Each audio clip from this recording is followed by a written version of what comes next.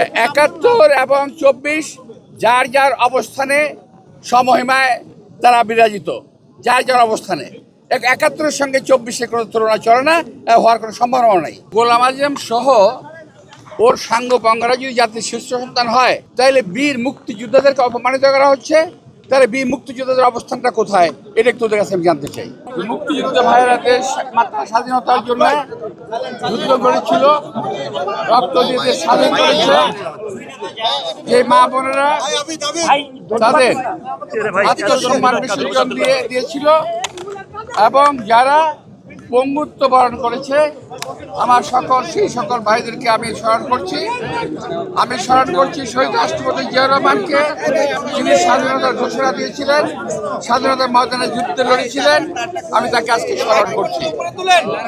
প্রিয় ভাইয়েরা, অনেক আশা আকাঙ্ক্ষা মানুষের, অনেক গণমানুষের চিন্তা ভাবনা সব কিছুকে মাথায় নিয়ে আজকে এই বিজয় দিবস এবং সামনে নির্বাচনের প্রাক্কালে এই ধরনের বিজয় দিবস আমরা কখনো আগে পাইনি।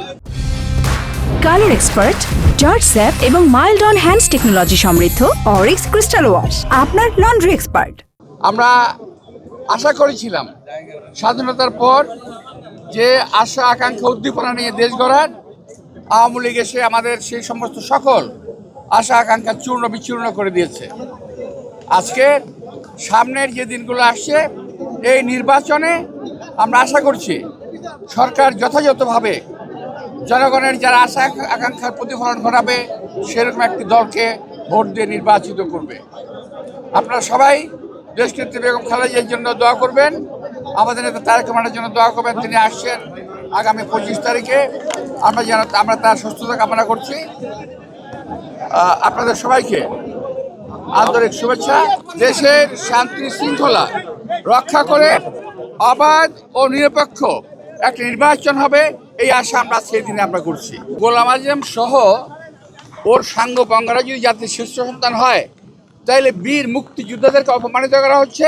তাহলে বীর মুক্তিযোদ্ধাদের অবস্থানটা কোথায়, এটা একটু ওদের কাছে আমি জানতে চাই।